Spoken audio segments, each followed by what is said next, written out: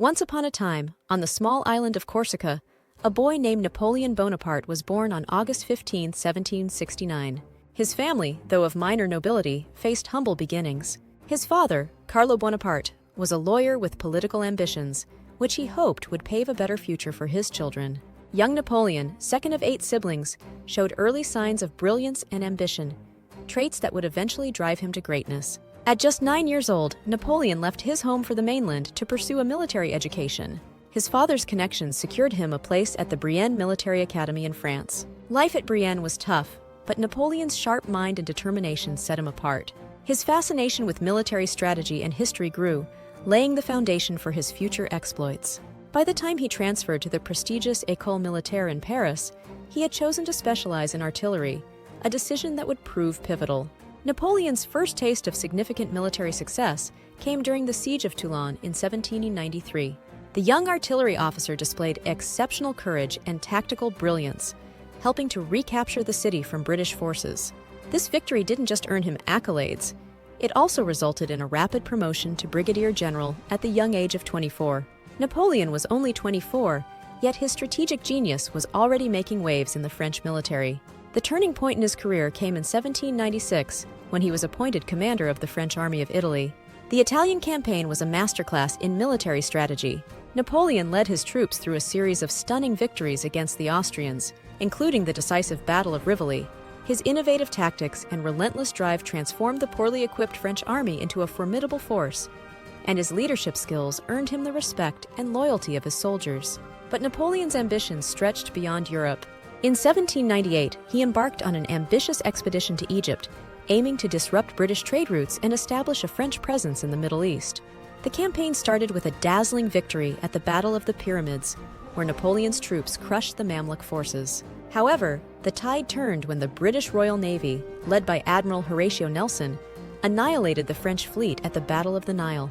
Stranded in Egypt, Napoleon's dreams of an Eastern empire crumbled, yet his reputation as a military genius remained intact. Napoleon's return to France in 1799 was met with both relief and enthusiasm. The country was in turmoil, with the French Directory struggling to maintain control. Sensing an opportunity, Napoleon staged a coup d'état on November 9, 1799, and established the Consulate, making himself first consul. This marked the beginning of his political dominance and the end of the French Revolution.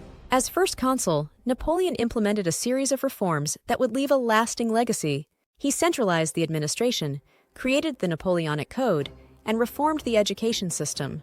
The Napoleonic Code, in particular, was revolutionary, establishing a uniform legal system that influenced many countries around the world. In 1804, Napoleon took a bold step and crowned himself Emperor of the French. The coronation, held at Notre Dame Cathedral in Paris, was a grand spectacle. By placing the crown on his own head, Napoleon sent a clear message that his authority came from no one but himself.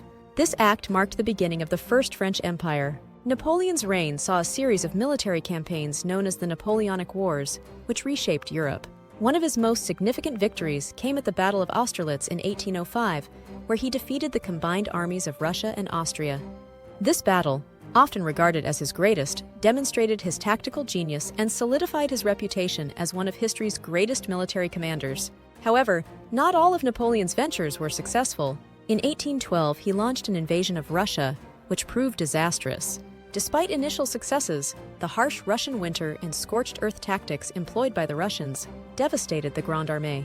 Napoleon's forces suffered catastrophic losses, and he was forced to retreat, marking the beginning of his decline.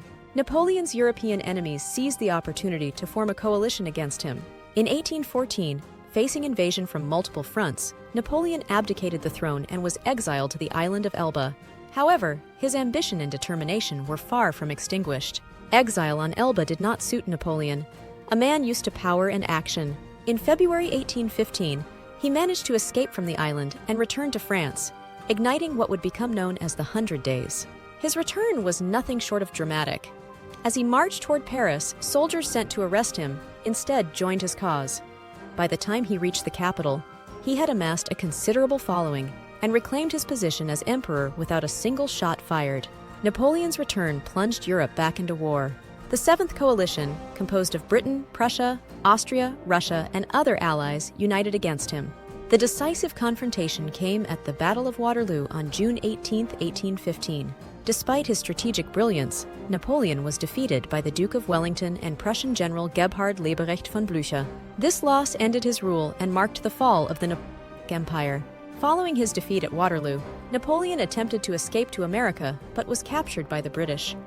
This time, they chose a more remote exile location, sending him to the island of Saint Helena in the South Atlantic. Isolated and under constant guard, Napoleon spent his final years dictating his memoirs and reflecting on his rise and fall. Napoleon's health deteriorated on Saint Helena, and he died on May 5, 1821. The exact cause of his death remains a topic of debate, with theories ranging from stomach cancer to arsenic poisoning. Regardless of the cause, his death marked the end of an era that had dramatically reshaped Europe and the world. Despite his ultimate downfall, Napoleon's legacy endures. His military tactics are still studied in military academies worldwide, and the Napoleonic Code laid the groundwork for modern legal systems in many countries. His life story, a blend of extraordinary achievement and profound tragedy, continues to captivate and inspire. Napoleon Bonaparte's journey from an ambitious young Corsican to the Emperor of France is one of the most compelling stories in history. His life, filled with triumphs and tragedies, reshaped Europe and left a lasting legacy that continues to influence our world today. If you enjoyed exploring these 20 fascinating facts about Napoleon, make sure to subscribe to our channel for more captivating historical stories. Your support helps us continue sharing these incredible tales with you. Thanks for watching, and we look forward to exploring more together in our next video.